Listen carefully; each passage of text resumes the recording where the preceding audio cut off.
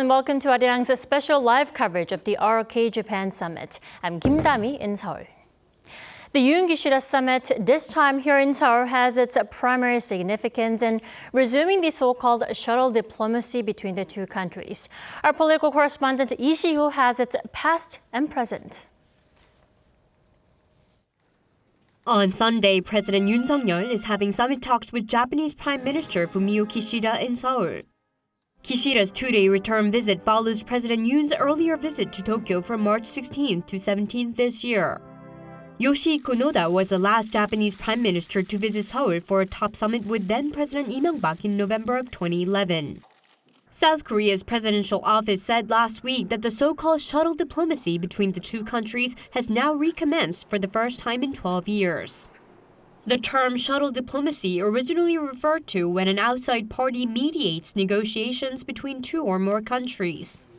But in the case of the relationship between South Korea and Japan, it refers to the leaders of the two countries taking turns visiting each other to hold discussions. The history of Seoul-Tokyo shuttle diplomacy goes back to 2004 with then-President of South Korea Roh Moo-hyun and Japanese Prime Minister Junichiro Koizumi. But the exchanges stopped when a year later, Koizumi paid a visit to the controversial Yasukuni War Shrine, honoring the country's war dead, including 14 Class A war criminals. With the beginning of the Lee Myung-bak administration in 2008, exchange visits and talks resumed only to halt once again over certain issues such as the so-called comfort woman and disputes over Dokdo Island. Then President Yoon Suk-yeol, who came into office in 2022, emphasized the need for cooperation with Japan.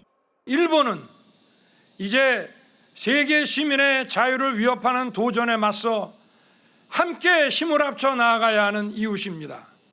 In March of this year, the South Korean government announced a plan to compensate the victims of Japan's wartime forced labor through funds procured domestically in the country.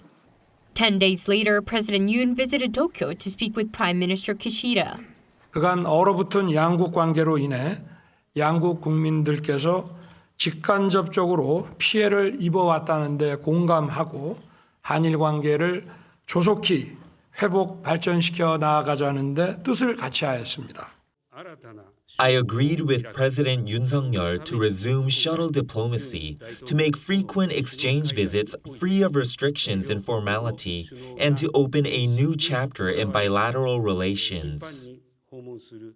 All eyes are now on what achievements will come from the summit, where talks are expected on collaborations in security, technology, and culture. Lee Si-hoo, Arirang Japanese Prime Minister Fumio Kishida is here in Seoul for summit talks with President Yoon Suk-yeol. We will soon head over to the presidential office in Yongsan, where the opening welcoming ceremony will take place.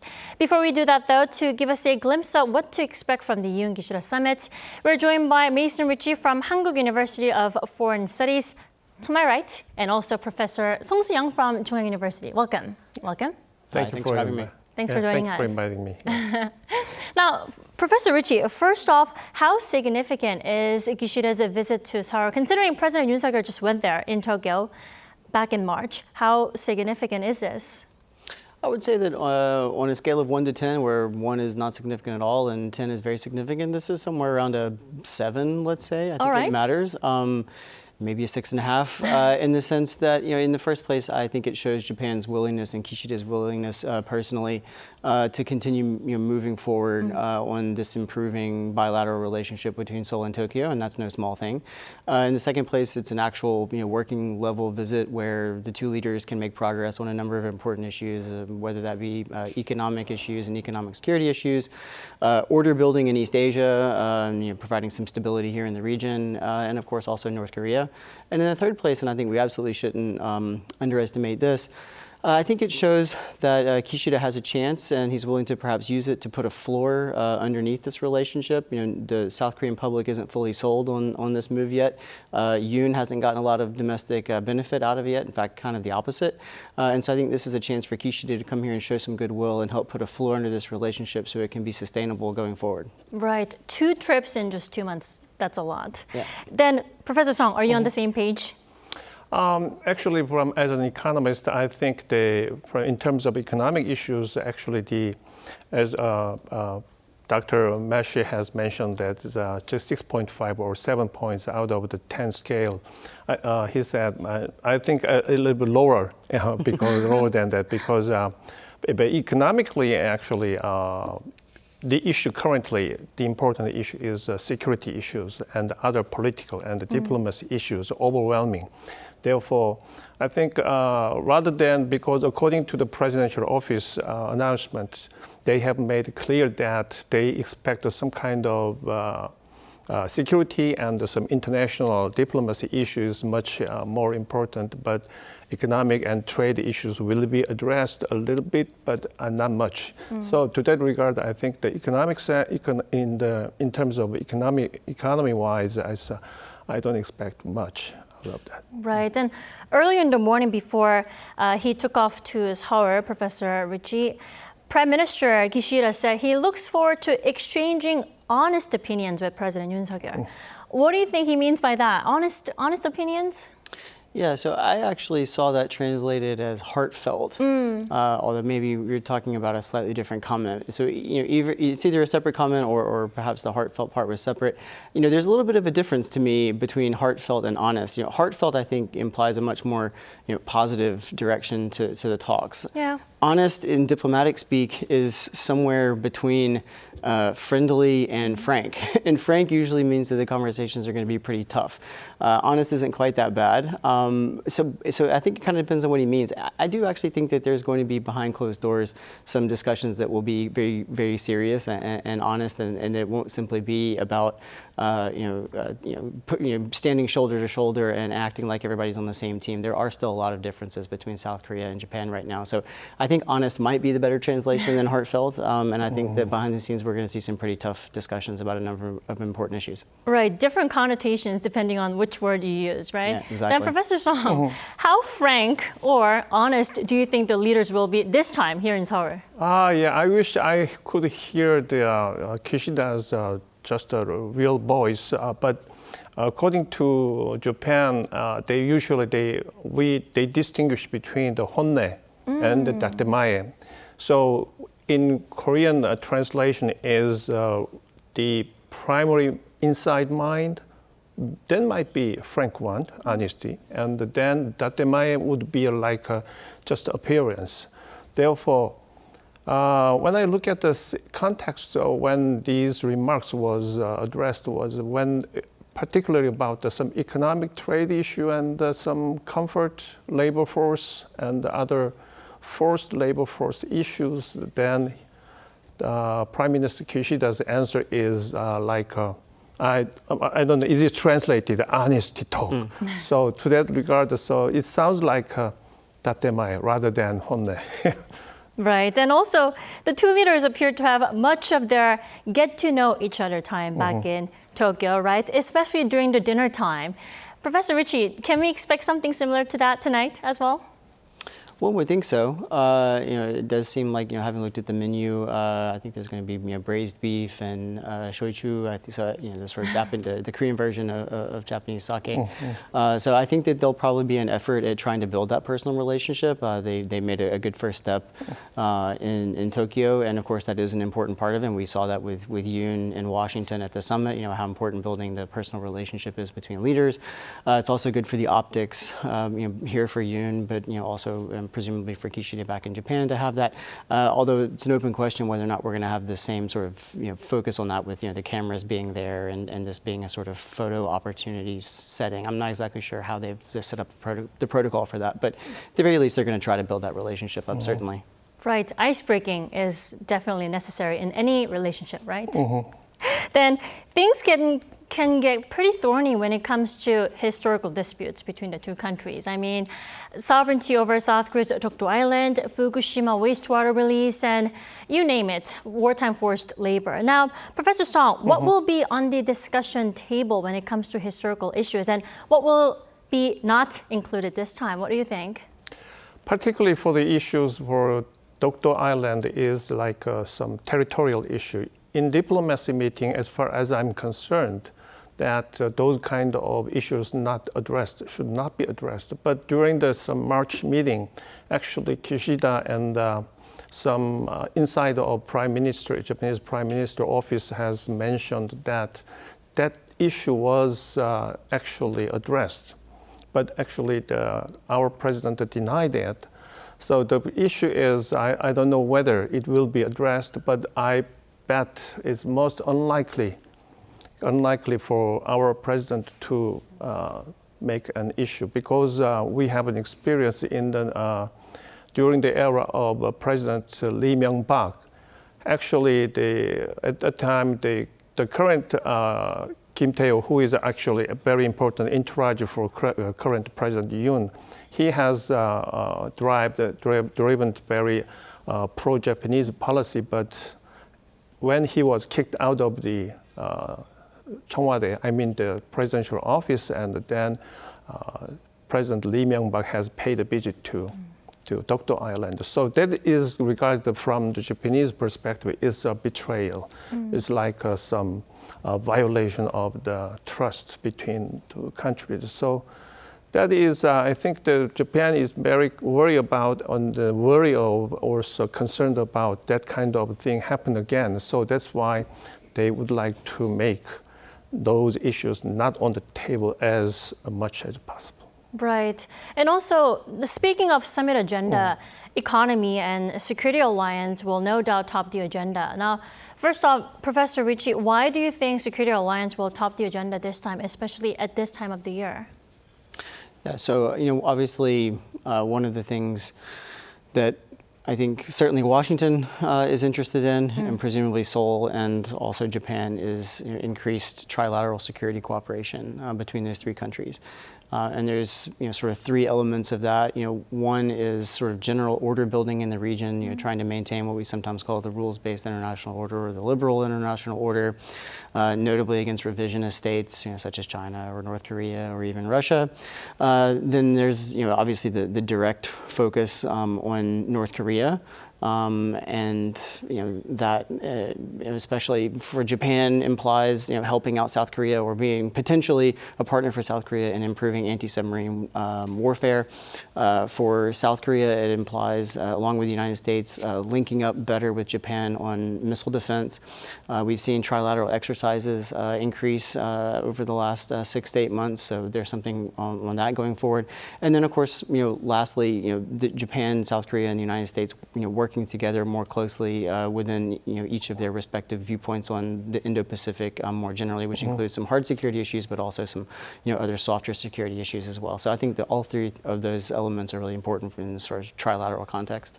Right, especially ahead of the trilateral summit between Yoon, Biden, and Kishida later this month in Hiroshima. Then do you think we'll see some constructive or tangible outcome when it comes to handling issues on the Korean Peninsula? I expect whatever statements come out, and I think as of now we don't believe that there's going to necessarily be an actual written joint statement. But whatever statements come out of the public statements that the leaders make, I think will largely be diplomatic in character. I don't think we can expect or should expect anything particularly groundbreaking. But I think that there will be discussion about the sort of combined posture towards North Korea. I think you'll find Japan welcoming South Korea's increased input into larger Indo-Pacific issues, and you'll find, of course, some very careful statements hedged about how to deal with China. So I think that we'll see some things there, and then behind closed doors, I expect that we're going to see some progress on some of those operational, notably military issues, especially missile defense and anti-submarine warfare, and moving forward on trilateral military exercises with the U.S. Right, especially when things are rocky here on the Korean Peninsula at this time of the year. Now, Professor Song, earlier you said you don't expect too much out of the economy, field of the economy. Now, but economy will be among the agenda. Now, why do you think economy should be on the top of the agenda between the two countries now? Previously, because both countries are engaged in some kind of trade retaliation against each other because of the wartime labor force issues, and then suddenly at first Japan has declared some removal of the preferential status of Korea for the export, and then Korea retaliated with they bring those issues to the WTO. So that then, since then, several things are particularly about some three important materials to be used for the production of the semiconductors. So that has clearly some economic damage on Korea, because we have to import almost 98% of them from Japan. Mm-hmm. And also, according to the past record in economic issues, usually the Korea always import more from Japan than export. So particularly the most important sectors of import is focus on some machines and some parts for the equipment and machines. To that regard, actually the... Right. Okay, I'm sorry. Oh, I'm sorry to interrupt, but it looks like the opening welcoming ceremony is kicking off. We see President Yoon Suk-yeol and the First Lady Kim Gon-hee, and also Prime Minister Kishida and his wife Yuko, right? Now they are meeting again after 50 days. The last time it was back in Tokyo, right? Now, Professor Richie, how does this type of opening ceremony, welcoming ceremony go? Well, it's usually very scripted in the first place, so no one makes a mistake. Second of all, it's usually fairly ornate, and obviously, I think the most important part of it is that the optics matter a lot. The pictures need to look right. People need to be standing in the right way and looking the right way, and that's really sort of the important part of it. Let's take a look at it. Sure.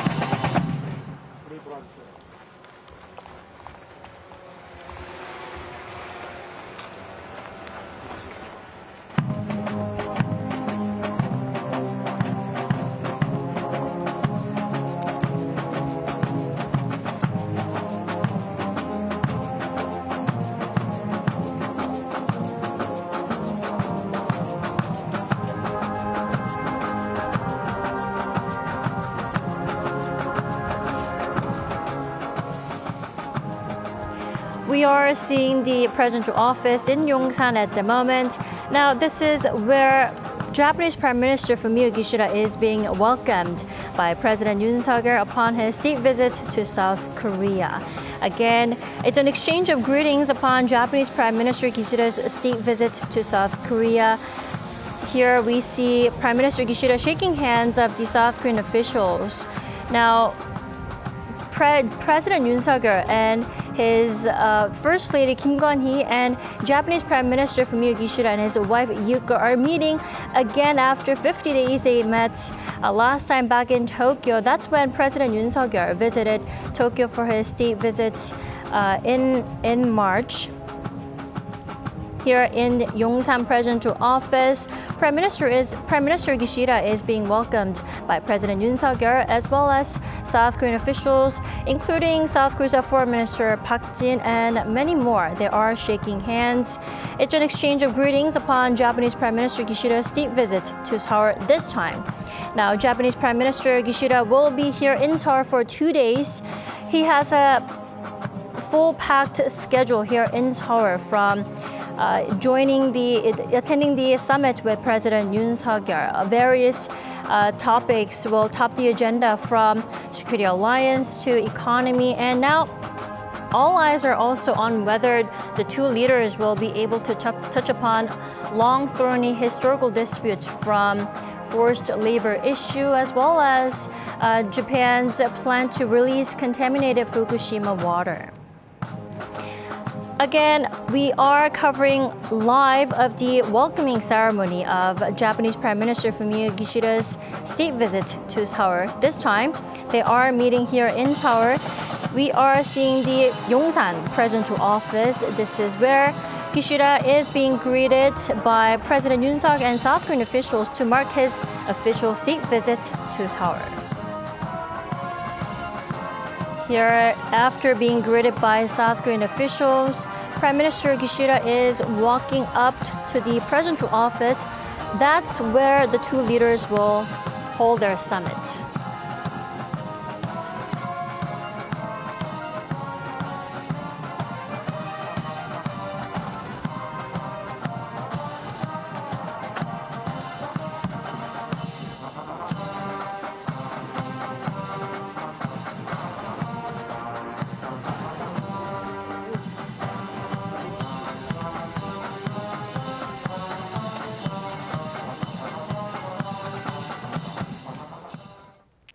That was the welcoming ceremony for Japanese Prime Minister Fumio Kishida for his state visit to Seoul. Professor Richie, what did you make of it? How was it? Well, it was not as ornately scripted and as decorative as Charles III's coronation yesterday, but I think it got the job done. I think it showed the necessary gravitas and solemnity as they head in, to talk about some difficult things. I'll just add one other personal note. It's the first, I think, at least widely broadcast summit welcome at the Yongsan Presidential Office that I recall having seen, at least, and I noticed there's a huge difference between that location and the Blue House. Right. The Blue House had this sort of grandeur and tradition to it that, frankly speaking, that doesn't. I kind of miss the Blue House a little bit. So at least that's just me talking personally. But still, I think it was fine. It did what it was supposed to do. It did the job. It did the job. Professor Song, do you believe so? Yeah, Professor Masha has mentioned that it's less maybe fancier than the reception in the Blue House, but I would like to remind that there's some historical issues, because in 1592, when the Japanese came to Korea, invaded Korea, and they settled down into the place where the Yongsan currently. And 1894, when the Sino Japanese war occurred, then Japanese armies, they have stationed headquarters in Yongsan. And then when I hearing the national anthem of Japan, the Kimigayo, that is played out in the Yongsan, that sounds like, of course, this is for the purpose of the peaceful diplomatic issues, but still reminds me of all the history. Right. And speaking of the opening ceremony, Professor Richie, for those for our viewers who are not familiar with this type of opening ceremony, why is it so necessary that we have to hold such welcoming ceremony for leaders when they make state visits? This is just tradition. Diplomacy is based in part around projecting power and about projecting authority. Obviously the host is supposed to show a certain level of grandeur. I mean, this goes at least back to the grand traditions of Europe and China and Japan historically many centuries earlier, and this just sort of continues today. I mean, obviously they don't have to do this, but the expectations are simply there, and once the expectations are there, it's hard to get off of them. And of course, it also allows you, frankly speaking, also to adjust up and down a little bit what the expectations of the meeting are supposed to be. If there's a lot of pomp and circumstance, then you're showing how important it is. And if there's less pomp and circumstance, then you're showing that it's perhaps not quite as important. And this seems to be, at least what we saw today, something in the middle ground. I mean, clearly Yoon's trying to show that he takes it seriously. It's not just a meeting on the sidelines of a summit or a small level working meeting. There's something more significant going on by having this military review and that sort of thing. But at the same time, it's not quite what we saw, for instance, with Biden and Yoon in the United States. Right. And remember the one that we saw back in March in Tokyo. How is this one different from the one we saw 2 months ago? I think the feeling's not all that different, and in that sense, I think it was a sort of reciprocal move, and that actually makes sense. Both sides, in some sense, Japan and Korea, don't want to be seen like they're giving too much away too soon. And already there's some criticism here in South Korea that Yoon has in fact moved faster than Japan has in reciprocating the relationship. So I think the feeling and the sense you get from the two meetings in that sense is actually not all that different, which would kind of make sense. It should be relatively equilibrated at the moment, simply because both sides are still taking some political risk in moving forward in this improved relationship. Right. Professor Song, we just saw a couple of minutes of the welcoming ceremony, but what did you think of the atmosphere or the mood? Yeah, it looks like some very, not as solemn as the Charles III coronation, but still is the grass ground looks very fine, and also is well received and well treated. Yeah, well treated and serious, but not too serious, but that's what we saw. Okay, and now as we just saw, Japanese Prime Minister Kishida has arrived at Yongsan Presidential Office. So let's connect with our top office correspondent who is standing by there. Doyan, the president just held a welcoming ceremony for Prime Minister Kishida. What is the mood like over there as a person who is there right now? Right, I mean, as you saw, the opening ceremony was held here at Yongsan Presidential Office. Now, it was loud and it was lively. And regarding the ceremony, the soldiers performed the two countries' national anthems on the front lawn. Now, I think Professor Mason Ritchie just mentioned this is the first time this office held a welcoming ceremony of this scale, and it's been exactly a year since President Yoon moved into this new presidential office. I must also credit the soldiers as I saw them rehearsing a few hours ago, trying to make sure the Japanese Prime Minister gets the greeting he deserves. Now, Kishida will be signing the guest book, and the rest of the events will continue.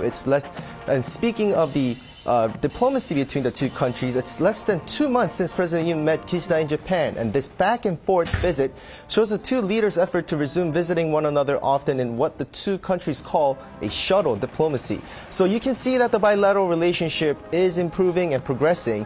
This is the first trip by a Japanese Prime Minister to South Korea for a bilateral meeting since 2018, when then Prime Minister Shinzo Abe met former President Moon Jae-in before the opening ceremony of the Pyeongchang Winter Olympics. So it's been a few years for this exchange of visits to happen. Also, keep in mind that President Yoon has also been invited to Japan for a G7 meeting coming up later this month. So he will be heading to Hiroshima in just 2 weeks.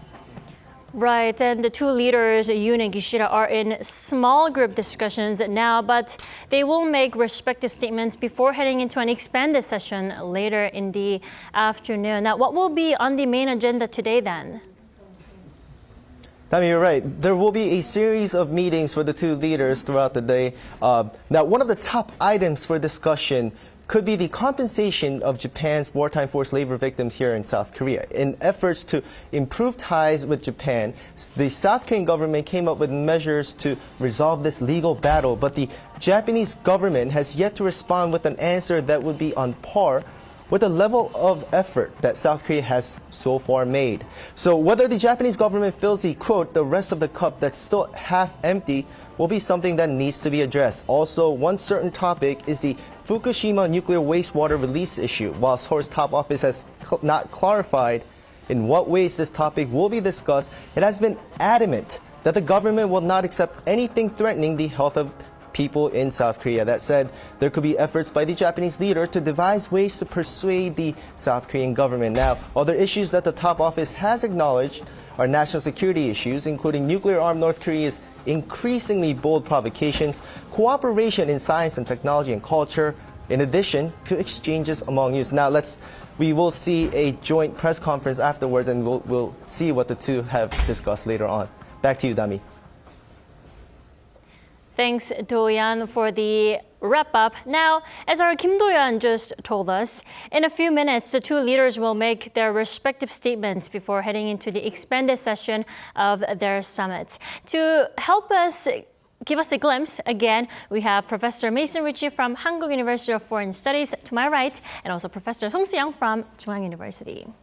Again, thanks for joining us. Now, Professor Ritchie, what statements do you think the two leaders will make before they go into the expanded session of their summit?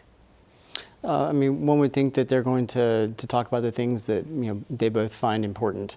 They'll probably acknowledge that there are lots of areas where they share common interests. One would expect that there'll be some boilerplate language about looking forward to the future, some language about some of the shared threat perceptions that they may have, but also some of the opportunities that they have to work together to try to meet some of those threats. I'm sure that they'll also acknowledge that there are some difficult issues that they'll need to talk about. They may downplay them in those kind of statements, obviously the public ones, but I think they'll probably make some statements about that as well. And I think that they'll probably both acknowledge the fact that they have important alliances here with the United States here in the region, and they're part of their task for maintaining the alliance with the U.S. Is also to improve bilateral relations, both for the current environment, but also looking forward for the next year, 5 years, 10 years into the future. Right, rather general statements on various fields before they actually hold a press conference. Now, what do you expect, Professor Song, from those statements? I think because at first I mentioned that the economic issues will not be addressed as much as because always the diplomatic and the security and those political issues are upper hand over the issues. But however, clearly they, as a symbol of the hospitality or from Japan, and I think Kishida would like to mention some issues about the restoration of South Korea as listed in the white list for the preferential trade status would be restored, and that is like I feel like it's a symbolic gesture. However, particularly the Kishida, Prime Minister Kishida is from some small faction, relatively less powerful faction within the leading Democratic Party of Japan. That's why he must be very concerned about whether his status could be maintained, even though he has won a recently local election in Japan. And the general election is expected to take place in 2025, after 4 years in 2021. So maybe a snap election might be possible. I don't think Kishida has clearly make sure that there is no snap election will be held in coming years. So to that regard, I think his main concern lies in whether his power within the party of LDP maintained or not. So to that regard, the economic issues are relatively weak, but however, the Fukushima nuclear waste issues will be on stage, and if the Kishida makes some concession to South Korea, then that would be, he might be criticized within some strong and conservative faction within the LDP. So that's why I think that even though Kishida makes some very symbolic gesture, but in his he does not want to rebuild the homeland, rather just maintain some kind of datemae, some appearance would be more important for him right now. Right, and we were just told that the summit discussion the smaller discussion is underway as we speak. Now, Professor Richie, Kishida's visit to Seoul has come a lot earlier than expected and planned. Now, why do you think he decided to do so? Yeah, I think that this relatively quick turnaround from the visit of Yoon in Tokyo reflects, in part, I think, an expectation by South Korea that there be a return gesture. I think it also reflects an expectation, frankly, from the United States that there be a return gesture. And I think it also is in part a function of the calendar, insofar as at the end of the month, the G7 meeting in Hiroshima will be taking place, where South Korea has been invited to observe yet again, and there will be a trilateral meeting with Biden. And I think lastly, I think it reflects the fact that there's a lot of serious issues here in Northeast Asia to be taken care of. Whether that be North Korea or whether that be mischief by China, in and around the Taiwan Strait recently, which is something that is increasingly a worry for Japan, and frankly speaking, behind the scenes, and not enough people talk about it probably, but also here in South Korea as well. I think that just partially just reflects that there's a lot of stuff to be taken care of, and to some degree strike while the iron is hot. Yoon's made this bold gesture to go forward, and it probably in some respects, this is at least one way for Kishida to show Yoon that he understands that Yoon's taken some political risks here, and so far he hasn't gotten a lot out of it domestically. And we just heard Professor Song talk about the risks that Kishida has within his own party, the LDP in Japan, and those are very real, which partially explains why Japan hasn't moved as quickly or as far as Seoul would like, or frankly as Washington would like. And I think this is a relatively cheap way for Kishida to make up for the inability, perhaps because of domestic political constraints, to move on some of the issues that Seoul and Washington would like him to move on. So I think that that's part of it too. Yoon has a domestic constituency, and he's looking ahead at a National Assembly election coming up soon, and so he's got his own domestic political issues to worry about. So it's not just about international relations, domestic politics. Then they also play a role. Right, and also the matter of give and take. Yeah. Then Professor Song, now Japanese media outlets are reporting that Kishida decided to come to South Korea early because that reflects his will to do so. Do you believe so? Yeah, to his benefit. To his benefit. And also, Professor Mashi mentioned that I think the early visit to Korea by Japan's Prime Minister would be also beneficial to President Yoon, because because currently in economic issues concerned, that Yoon has offered some kind of concession because our government withdraw the WTO issues, but we have not received any response from Japan yet. So to that regard, when Japan or Kishida might lose power within LDP, or there is no symbolic gesture or very significant response does not come from Kishida, if Kishida cannot but choose not to offer some favorable offer to Korea because of his small power within the LDP, then the issue is going to be earlier the better for President Yoon, because the damage for him, because in the next year we are going to have some general election, right, for the National Assembly. So to that regard, it is beneficial to have held this reciprocal visit earlier than, and also Professor Mashi mentioned that G7 Hiroshima is very important for Kishida and Japan, because Hiroshima is the imperial headquarters during the World War II. Right. Against the United States. Right. Definitely a meaningful site there. Now, let's go back to the main summit agenda. Now, in your field of expertise, Professor Song, do you think Tokyo will add Seoul back on its whitelist upon on the occasion of the Kishida's visit to Seoul this time? Not this time. I expect it will be given to South Korea, if possible, then after the G7 meeting. Really? Because G7 meeting is relatively, they are going to deal with not only some security issues, but also economic issues. Because some other member countries who would like to, because currently in the world economy, China is most advanced. I mean, the economic GDP growth rate is the highest among the developed countries and developing countries. To that regard, the other countries would make use of those opportunities to their help for the economic recovery. So that's why we are going to see that the atmosphere would be favorable, turns out favorable to Kishida, and then Kishida would like to offer, whitelist inclusion of Korea and restoration of economic relationship with South Korea. So Tokyo adding Seoul back on its whitelist, maybe not this time, but in the coming months or weeks? That's my conjecture and guess. Okay.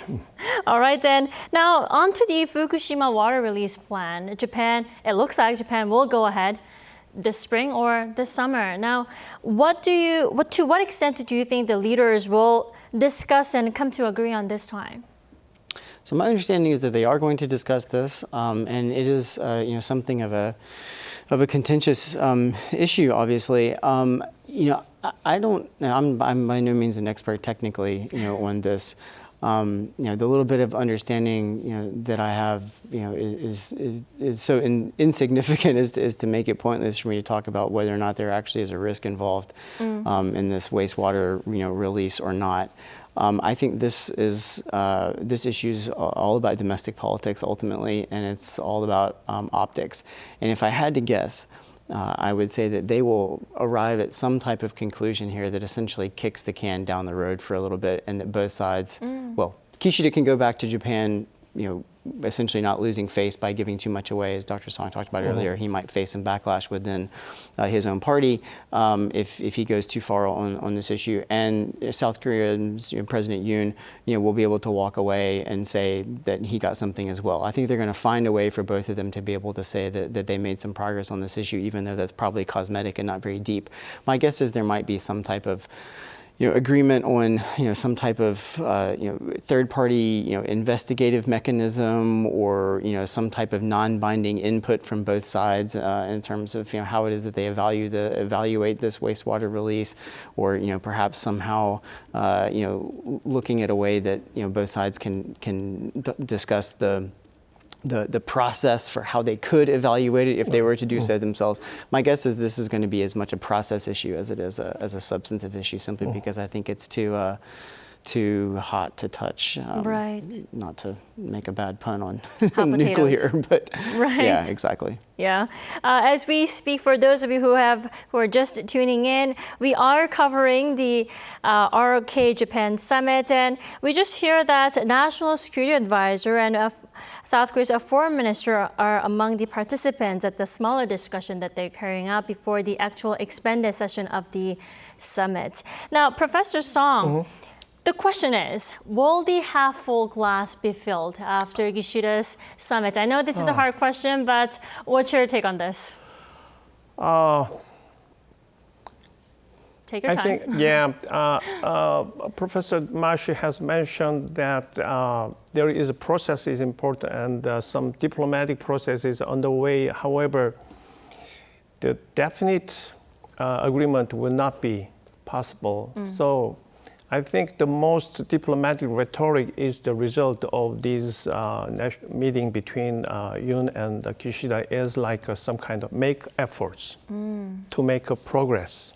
They are going to deal with the issues of Fukushima nuclear waste. We are going to make efforts. So I think that is the result. So there is clearly some kind of some uncertainty is out there, but at least diplomatically, we're going to have a very huge and abundant some good talkings about that. But particularly the economic issues for that, Japan is not in a hurry, actually. Japanese current economic situation is not as bad as it used to be. But however, Korea has suffered so much from some decreasing export, import, and we have suffered from some negative value of current account. In terms for Japan, it's not the economic problem, it's not as severe as it used to be. And that is clearly shown that the recent change of the Bank of Japan, the Kuroda to Ueda, has shown that they are going to maintain the current strategy for the some kind of Abenomics. It turns out to be a kind of a little bit very success for when looking back the past decade. And so to that regard, I think the current meeting, this meeting between Japan and Korea, the economic sense, that's why I start with some economic issues is not the most important one in this meeting. Right, that could be the beginning of the Seoul-Tokyo ties. Now, I'm sure you might have a different view on filling that half-full glass. Professor Ricci, what do you think? I think that on the security part of it, I think that they're going to be largely on the same page. And so if that's the criterion by which we're going to look at, how filled the glass is, then I actually think, it might not be filled all the way, but I think it will be improved significantly. These are just first steps, of course. I really think that the big result that's going to come out of this, and what really lets us know something about whether or not the glass is more filled than it was before this meeting, is if both leaders walk away thinking that the other leader is serious about political will for advancing the relationship. And that will happen certainly in terms of the personal side of the relationship, but of course it's really gonna come down ultimately to how much either side is willing to move on some of those issues that are complicated. And they have different time horizons, they have different levels of interest in each of those issues. And I think we'll only be able to know whether or not the glass ends up being more filled than it was before after the fact, because ultimately the aides who are in the room, as well as the leaders themselves, they're going to take notes. They are going to discuss with the various people who are in the control tower for all of the issues that are going to be dealt with on a practical level going forward. These issues don't just solve themselves. You have to have someone in an office who's actually doing the necessary paperwork and passing the necessary the legislation or administrative orders or regulations or whatever. The real question is going to be, to what extent does the effort that comes out of today get translated into actual practical action in a timely fashion going forward? And that's impossible to say, and there's so many things that can get in the way. There can be political disturbances, there can be economic disturbances, there can be problems with competence on either side. So I think that we'll look back on this in 6 months or a year, I think, and be able to figure out how pivotal this meeting actually was. Right, lots of variables before we take actual steps and make those into tangible or concrete results. Takes time. Right. And now the next question can be quite sensitive. Can we expect some sort of an apology? If not, maybe some sort of sincere attitude or response from Kishida this time? What do you think, Professor Song? According to the schedule that was announced and Prime Minister Kishida's meeting in Korea, I don't think he has no time to make such an announcement. Because on Monday, actually Kishida has planned to hold meetings with the South Korea-Japan Parliamentarians Association. He's not going to make any meaningful speech in National Assembly at all. Yeah. Anyway, the majority of National Assembly in Korea is now the minority party, right? The opposition party. So, but rather he has a plan to meet SK Group chairman, the Tae-won, tomorrow. So it means that Japan has interest in some battery issues. And the semiconductor issues are clearly the South Korea usually focus on producing some memory chip and the main provider. And Japan, as far as I know, they have some developed system memory system semiconductor.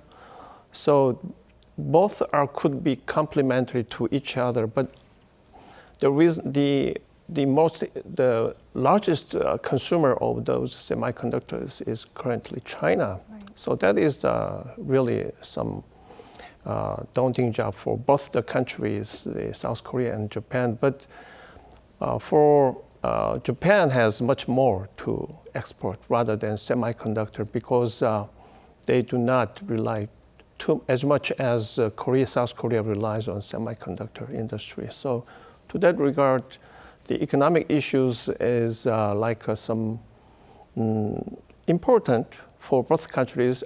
But however, the relative weight of the trade between the two countries is not as important as even China and the US or Hong Kong, other countries. So Vietnam, particularly Vietnam. So to that regard, I think the economic issues is not just like some kind of a gesture. Right. It's a challenge for both countries, but also it could be an opportunity if they actually decide to work on it. Well, as long as they decide to collaborate, and then we are going to create a very large synergy effect. Clearly, that is for sure. But the problem is always according to the economic data, always Japan has export much more to South Korea than import. Right. Now, speaking of chips, semiconductors, and memory chips especially, how high-tech industry and scientific technology are expected to include it in the talks? Now, what can we expect from those fields? Those fields would be addressed in terms of in light of some security issues. How to resolve the issues against China, and because clearly United States put the sanctions on some Chinese-produced some part, right? So as long as a semiconductor is used as an intermediate good for Chinese exports, that could be subject to sanction against the United States. So how to resolve that problem is a really obstacle for Korea because as you know, the Inflation Reduction Act and the CHIPS Act, both are just very serious, could be economically a serious threat against some private companies like SK and Samsung, and even some Apple. They have to make a report about their inside information about the accounting and even technology. Right. Security is definitely something that they can work on when it comes to not just threats on the Korean Peninsula, but also in a broader way, right? Right, yeah. Right. Now, Professor Ritchie, hopes are high that the two countries will resume the so-called shuttle diplomacy with Kishida's visit to Seoul. Now, why is it so? How is it so important that why is it so important to resume such high-level, leader-level diplomacy between the two countries? So, in the first place, since the relationship between Japan and South Korea is, at least in recent history, and frankly speaking, going back farther, not a very good one in many respects. In order to get the domestic political will, you have to have leaders be willing to take those risks. Right. It's not enough even for senior officials, whatever, the foreign minister or the national security advisor or defense ministers to meet with each other. You really have to have the absolute top person show the direction here and be willing to take all of that political risk on his or her shoulders. And I think that's ultimately what it comes down to. And so I think it also means that both sides get a chance because of the back and forth, shuttle nature of the diplomacy. Both sides get a chance regularly to check up on the other side and see, okay, have you done the things that you said that you would do last time, right? Have you followed up with, concrete gestures to fill out the things that you said that you would do and that were a sort of marker of your political will domestically and therefore also internationally to improve relations between our two countries. If I can just go back to your question about an apology. Yes. I mean, I don't think that we're going to get an apology a new apology from Kishida. He's taken the approach so far, and I don't see this changing unless something very dramatic were to happen, of essentially, repeating Japan's past statements, including most famously the Obuchi statement. And I think basically he said, I sign up for all of the things that our governments before has said, and that's good enough. That should do. And that really, I think from Japan's perspective, sort of means two things. The first of which is that it means that they want Seoul to also remain committed to the things that it has signed up for in the past too, because one of Japan's complaints with South Korea is that they swing back and forth, depending on which party is in power. Since the LDP is pretty much always in power in Japan, they don't have to worry about that. And so I think part of it, this is a way for Japan to mark out the fact that it's been consistent, relatively speaking, in terms of its approach towards South Korea and these history issues. And of course, it's also necessary, really, for Kishida not to hurt himself too much domestically. It also makes sense because, I think to some degree, this is Japan saying to Yoon, okay, you want to make this a future-oriented relationship. This is what you've based your audacious political decision on. We're going to take you at your word, and we're going to look towards the future rather than looking to the past. So I think that that's part of it. It does seem that we did get one little bit, perhaps, of, I won't call it an apology, but at least one sort of acknowledgement. If my understanding is that Kishida went and paid respects to deceased independence fighters when he first arrived here, and so that might have been a sort of small gesture, of saying, that he's aware of how important the historical issues are here. Right. Many follow-ups. Now, going back to the field of economy, Professor Strong, the inaugural session of the economic security dialogue that the two leaders agreed on back in March in Tokyo, that took place this week with discussions on enhancing supply chain resilience and also energy security. How significant is such discussion? Okay. Frankly speaking, I think why energy security is going to be an issue between Japan and Korea.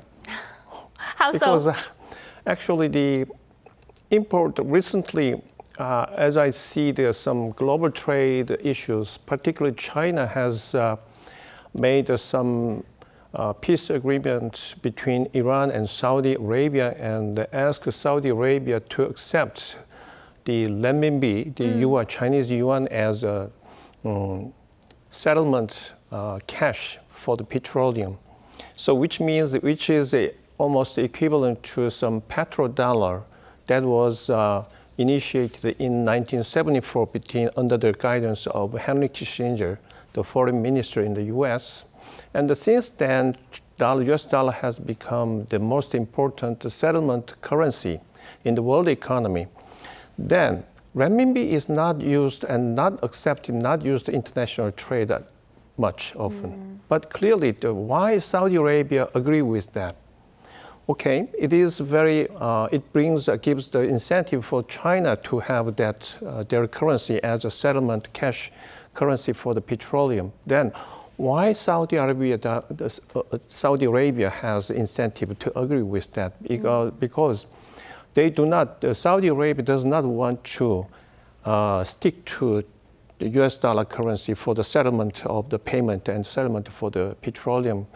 The reason is because of the shortage of the dollars, and if the United States put the sanction on the usage of US dollar against Saudi Arabia, then Saudi Arabia may lose their clients, and they suffered from this economic damage.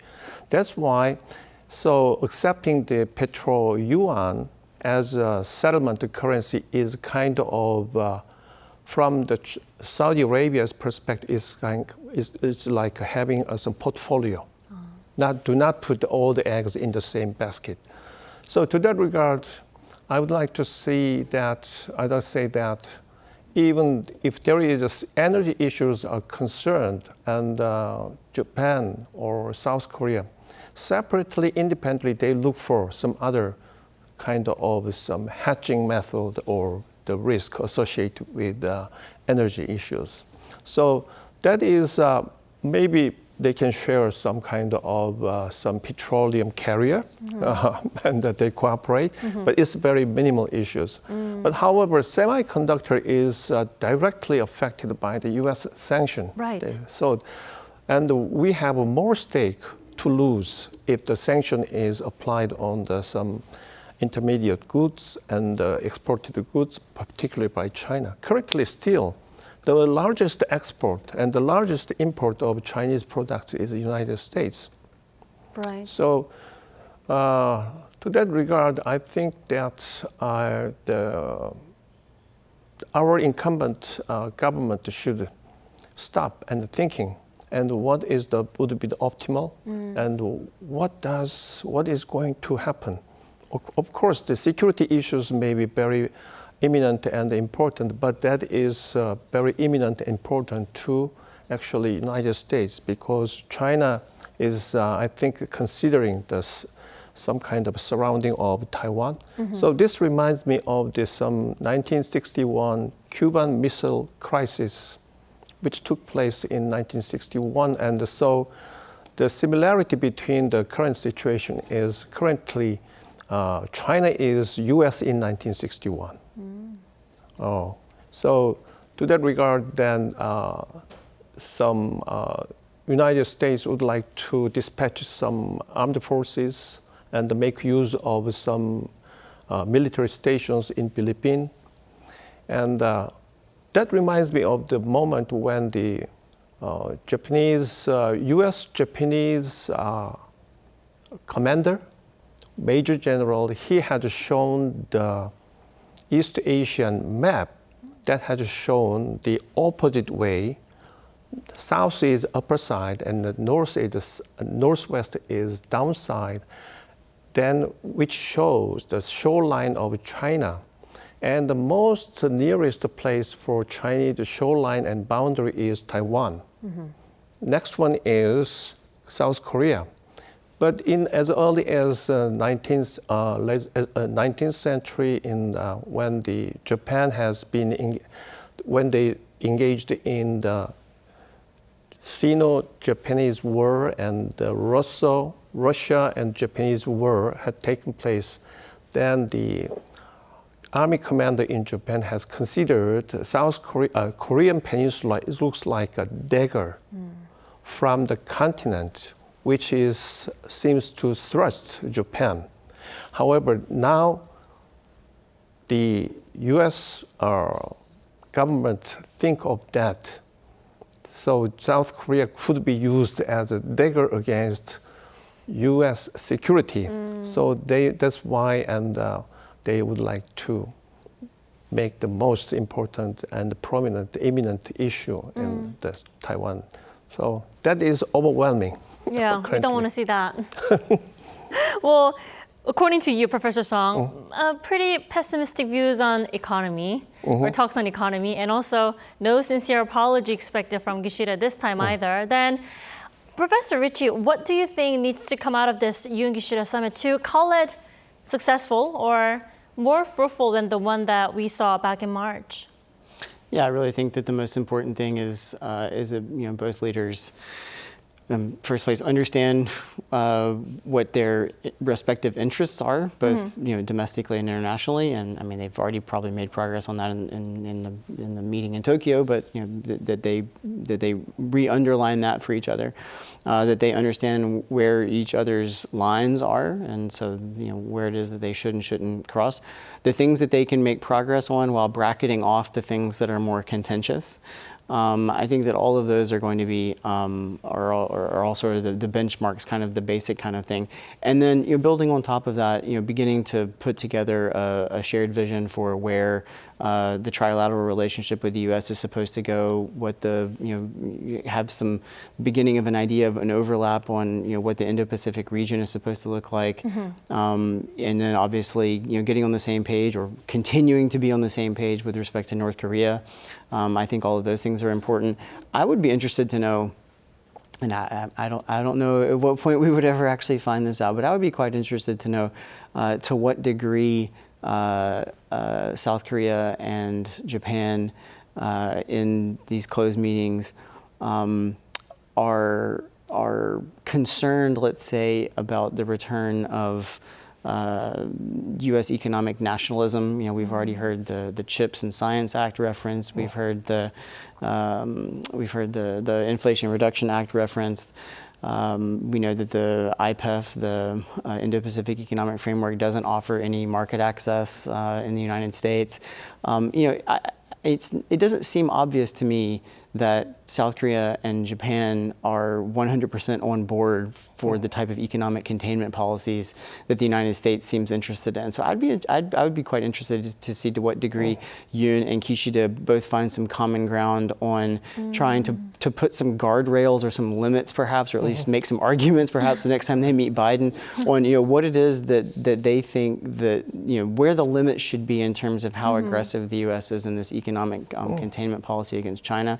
I don't know if they'll actually manage to get that far, and they've got a lot of other things to talk about, and the chances that they fully align and that they would both feel comfortable approaching the Biden administration about that so early in their respective improvement process. It doesn't seem obvious to me, but I'd be interested to see if that's something that ends up being talked about, even if it might be something at dinner. Or drinks around dinner. Maybe that's not a formal part of the agenda, but it's an offhand comment between one and the other. They might find some common ground there. Right. Well, maybe they're taking this time as well to mingle and just get to know each other in a rather casual atmosphere. But summits are always about what to give and what to take and what to take home, what to bring home. Now, then, what do you think the bottom line should be for South Korean President Yoon Suk-yeol to take from the summit this time? Absolute bottom line is, he needs to know that Kishida takes seriously the improvement of relations between Japan and South Korea. I think he needs to feel like, and when I say serious, he needs to walk away from this thinking, okay, within the limits of the domestic political constraints that Kishida faces now, and however dynamic those are going forward, is he going to put his money where his mouth is, or put his political capital where his mouth is, and actually put the improvement of this relationship on a sustainable footing going forward? My worry is someone who supports, frankly, this improved South Korea-Japan relationship, and someone who thinks it's a good idea for them to work better with each other in order also to work better with the United States. My concern is that Kishida isn't moving quickly enough, and so I think he needs to send a message to Yoon that he's willing to take some risks himself, which he hasn't yet so far done.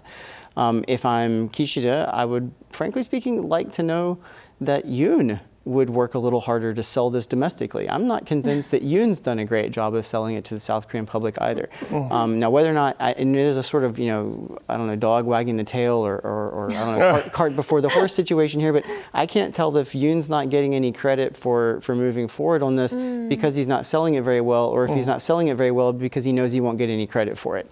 I'm not sure where the causality lies there, but if I'm Kishida, I'm concerned that this isn't going to be sustainable going forward. And the real concern for Japan in this regard is not under Yoon. I think under Yoon, he's walked out on the bridge. There's no way for him to come back on this one, doesn't seem like.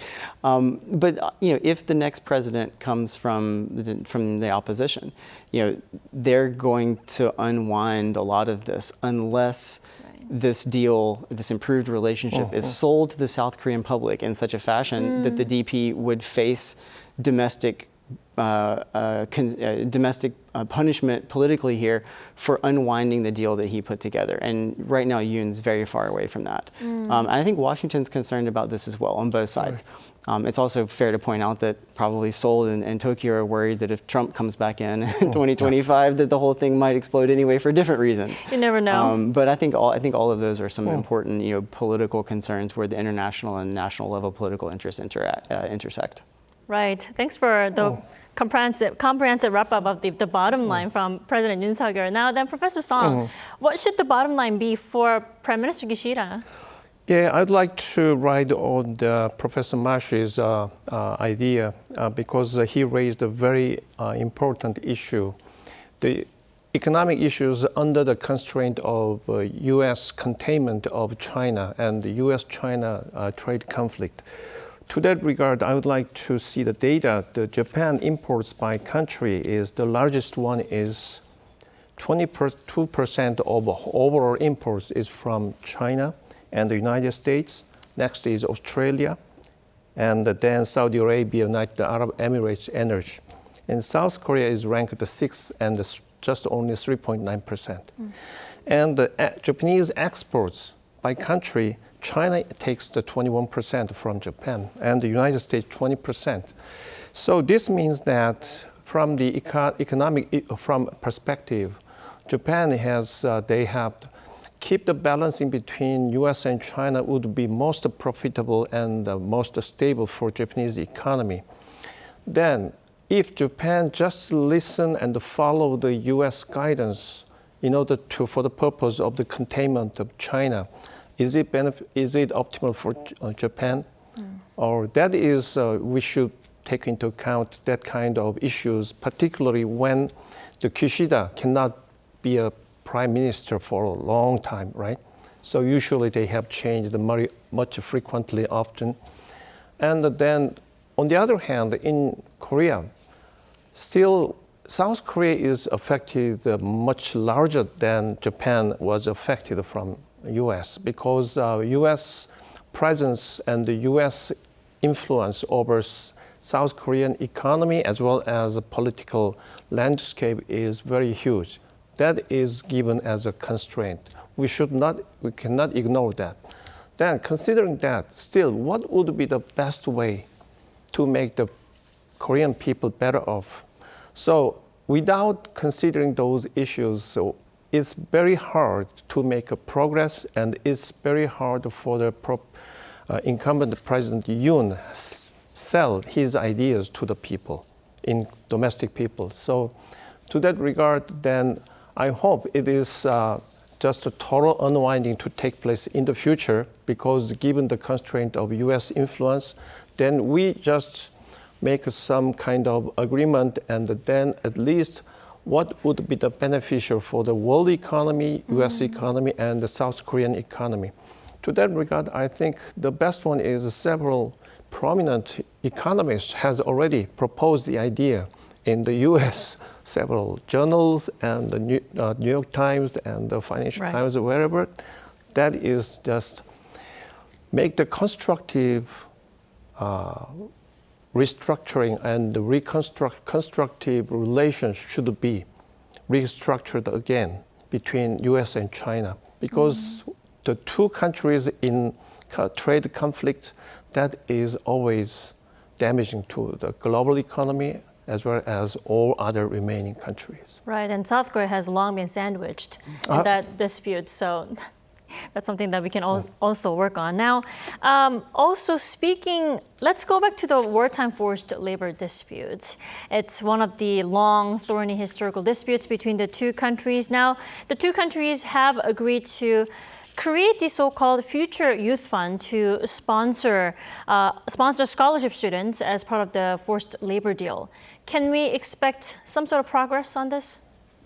So my understanding is that there is some slow progress being made on this, but this sort of thing takes some time. It requires politicians to be in touch with businesses, and setting up this kind of fund takes some time. I would say this. I mean, from South Korea's perspective, that seemed to be something that Japan, during the earliest part of the improvement process here, in the relationship between the two countries, was willing to move on. So if Kishida and Japan don't move on at least that, which again falls into that bucket of forward-looking projects, and if they're not willing to move on that, then that's a bad sign. I think that would indicate some real slow walking, probably on the part of some factions in the LDP who are just generally speaking unwilling to think about what types of steps Japan should take in order to move forward with this relationship, because they consider the well to be so poisoned because of the historical relations. So I think that we can expect that to be a topic of conversation, and I think that what we can again expect probably from Yoon is that he's going to want Kishida to underline the fact that Japan will take this seriously, that they'll make that they will work with South Korea in order to create something here. Where Japan has some input and South Korea has some input in order to turn this fund into something that is sustainable going forward and can be a symbol of how Japan and South Korea can improve ties through younger generations. And if that doesn't happen, then again I think that would be an unfortunate symbol of perhaps some more extreme difficulties in improving the relationship going forward than we would like to imagine. Right, the fund itself is a whole symbolic move that they are putting efforts to move forward, right, for the future-oriented relations. Yeah, and frankly speaking, this is just money. I mean, money's not nothing, but the amount of money that goes into this is ultimately not even a rounding error for even a large company. Much less governments working with business. So this is just money. So if there's an inability to move forward on this, it's not because of the financial nature of the fund. It's because of something embedded in the political process, and that's much harder to solve than actual financial difficulties. Right, and also one more pending issue is that not all victims want to be compensated that way, right? That still needs to be resolved and recognized, because we do have victims who are just going to continue. So now it looks like the two leaders of South Korea and the U.S. will issue statements there. Let's take a listen.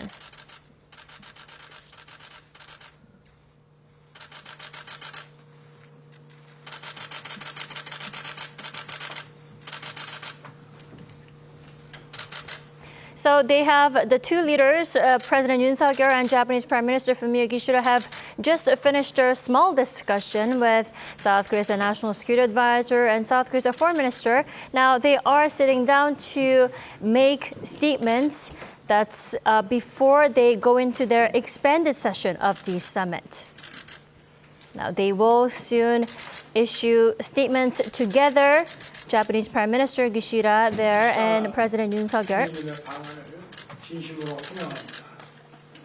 먼저 5월 5일 일본 이시가와 강진으로 발생한 인명과 재산 피해에 대해 우리 국민을 대표하여 애도와 위로의 말씀을 드립니다. 피해 지역의 빠른 복구와 일상 회복을 기원합니다. I would like to welcome Prime Minister Kishida to Korea.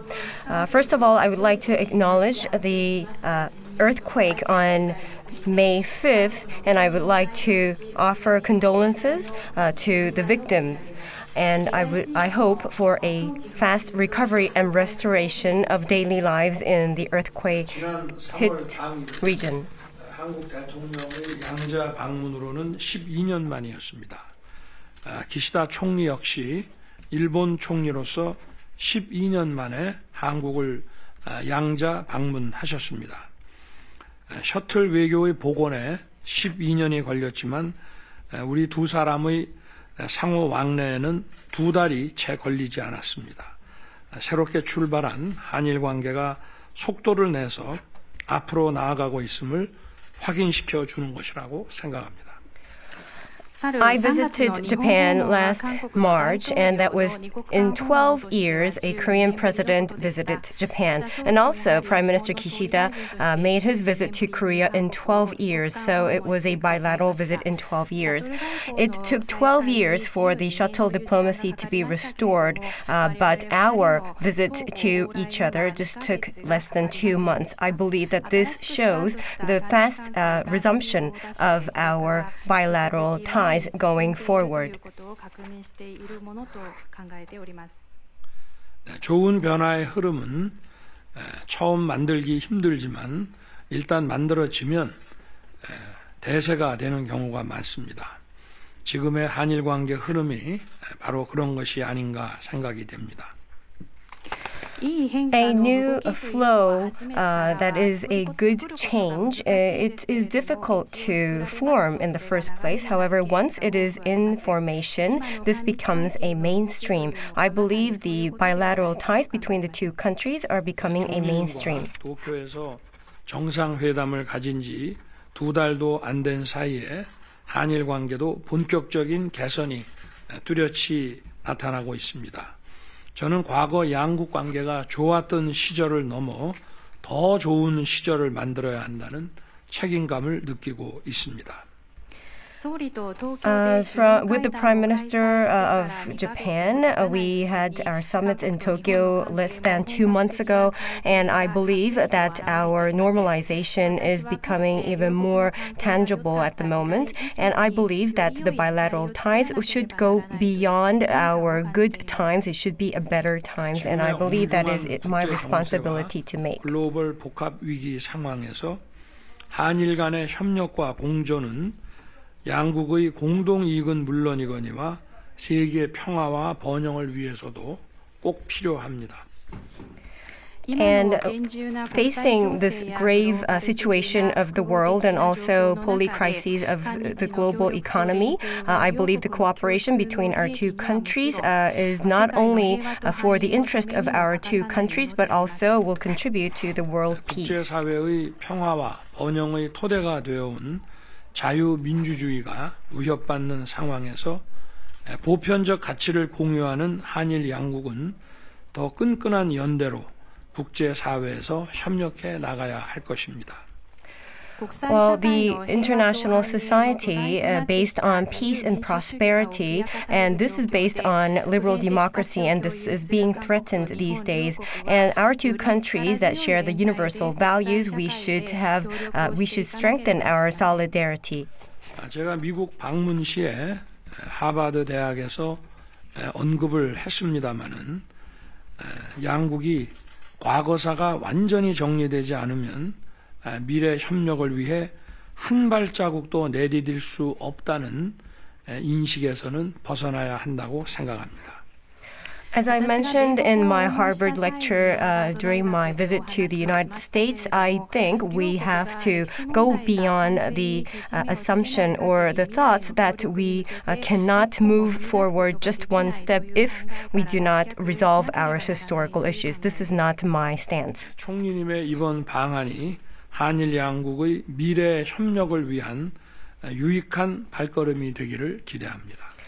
I hope the Prime Minister's visit this time would be a meaningful step forward between our future cooperation between the two countries.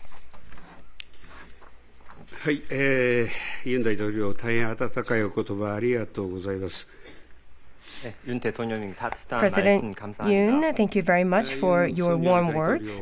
春の東京にお迎えしてから、かくも早くに新緑のソウルを訪れ、シャトル外交を本格化できること、大変嬉しく思っております。ユン大統領をはじめ、韓国の皆様の温かい歓待に感謝を申し上げます。 And President Yoon, I have met you in Tokyo in March, and I am very glad to be in Seoul in a very short period of time in this period of spring. And I would like to thank the warm hospitality.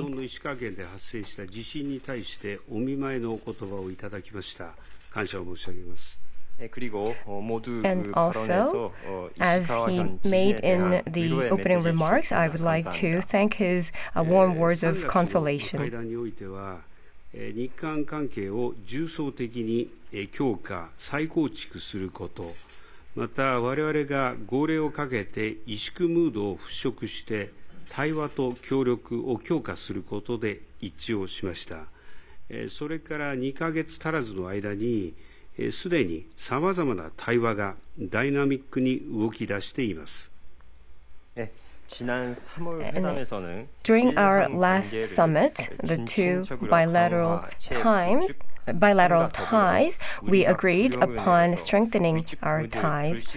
And I believe that we agreed upon strengthening our cooperation and more dialogue. And even less than 2 months, we are seeing a lot of tangible things that are happening. の進展について意見を交わしたいと思っています。また G7 広島サミットも見据え、北朝鮮を含むインド太平洋地域の最新情勢やグローバルな課題における連携についても議論をしたいと思っています。 At the extended summit talks, we are going to talk about our progress between the two countries and also taking into account the Hiroshima G7 summit. We are going to also talk about global initiatives, including the Indo-Pacific strategies.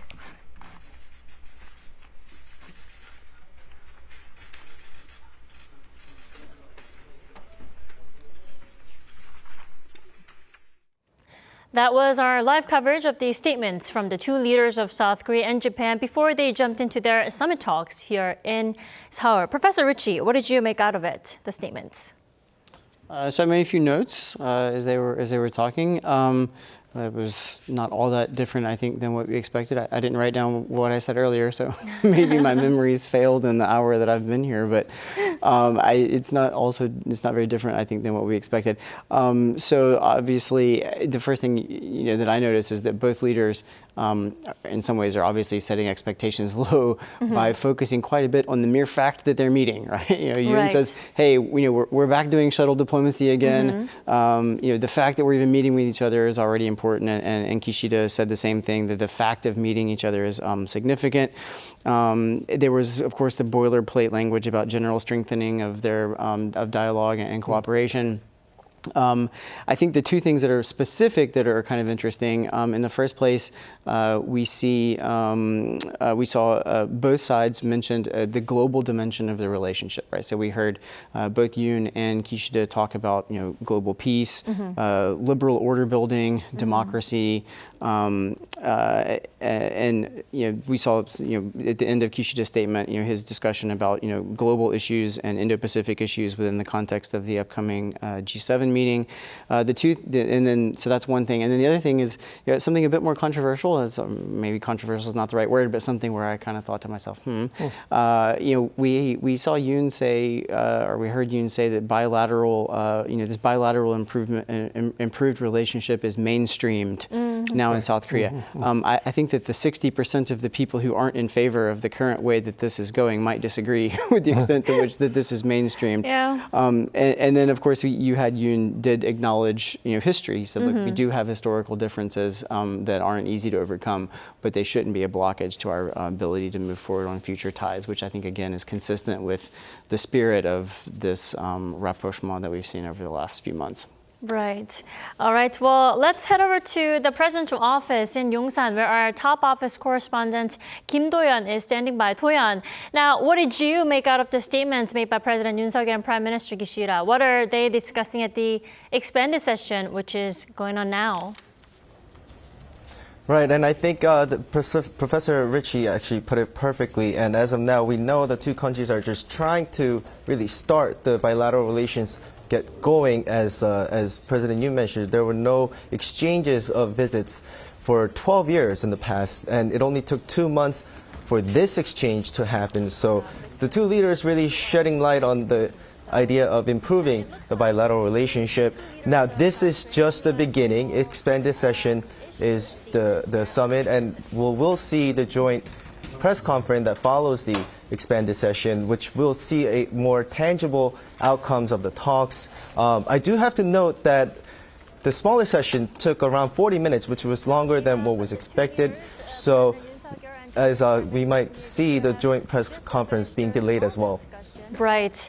We saw the welcoming ceremony, the small discussion took place. They just issued a statement before they go into the expanded session of the summit. And we're not done yet. There'll be a joint press conference, like you said, in less than an hour. Do-yeon, what will that look like? Now, one reporter from each pool. So one reporter from the South Korean top office and the one reporter from Japanese top office will be given the chance to ask questions to each of the leaders. So that is a very limited number of questions that will be asked. So we are looking to see whether some of the crucial questions will be asked by the reporters to the leaders. And this time around, the reporters are trying to find out if there will be joint statement, but it seems very unlikely that the two leaders will issue a joint statement because they're still focusing on improving the bilateral relations. That's all I got for now. Back to you, Dami. All right, thanks, Do-yeon, for the comprehensive wrap-up of these statements, and also keep us posted throughout the day. Now, the real summit talks are set to have kicked off as the expanded session has begun. Now, that's where the details of the Yoon-Kishida summit will be discussed and laid out. Professor Ritchie, now, they're not done yet. They have dinner ahead. Now, can we expect something some fun scenes that we saw at the Tokyo dinner tonight?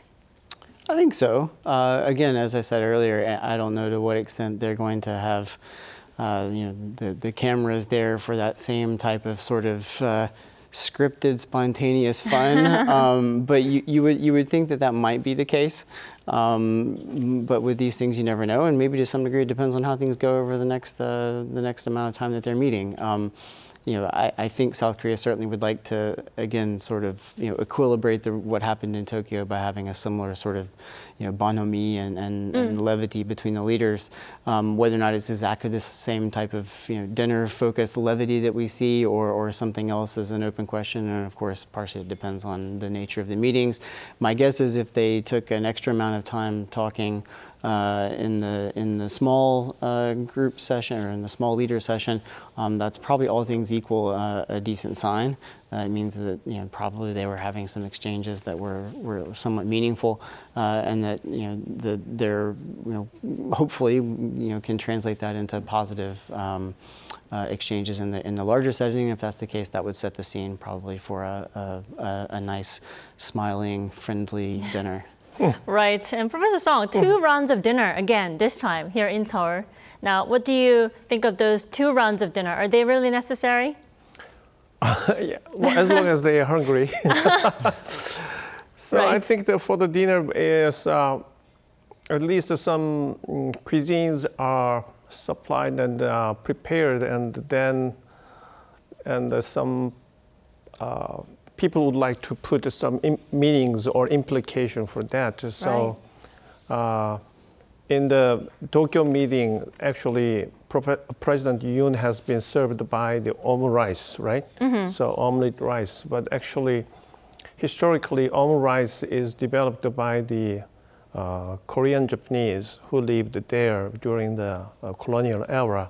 And after that, how to make it very short, in a short time, prepare for some kind of meals. That is the way, as far as I'm concerned, that the way the omelet rice has been developed. And also, to that regard, I would like to propose our government to serve Kishida, rather than actually the Professor Mashi mentioned the soju and earlier. But I'd like to offer some kind of makgeolli, more very common, and rice wine, who has been very prevalent, but however it was forbidden during the era when particularly the old rices should be exported. Right. Rather than exported, it is forcefully exported to Japan. Mm-hmm. And then Korean farmers and Korean people, they must import from Vietnam to have some rice which was cultivated in Vietnam. That was era of the colonial era in 1930s and the 20s. So to that regard, in terms of GDP, at least the Korean tenants and the farmers earned incomes and purchased the rice imported from Vietnam, but all the very tasty and valuable rices should be imported to Japan, should be exported to Japan. So that reminds me of that. I think when makgeolli is offered to Kishida, then that carries some implication. Right. And maybe fun scenes like President Yoon Suk-yeol or maybe Japanese Prime Minister Kishida singing at the dinner. That's something that we can look forward to. Boy, if they both end up in the Noribang, then that's gonna definitely the singing room, known as karaoke, right? Yeah, that's definitely going to be a showstopper. So. Mm. All right. Well, the 2 leaders will be back with a press conference in the coming hour. Hopefully, we'll learn what they've agreed on so far. Thank you, Professor Song Soo-yang, for your time today, and also Professor Ritchie for your insight, as always. Thanks for having me. Yeah, thank you, and my pleasure. All right. We'll wrap things up here, but we'll be right back with our special coverage of the upcoming press conference in a moment. Thanks for watching.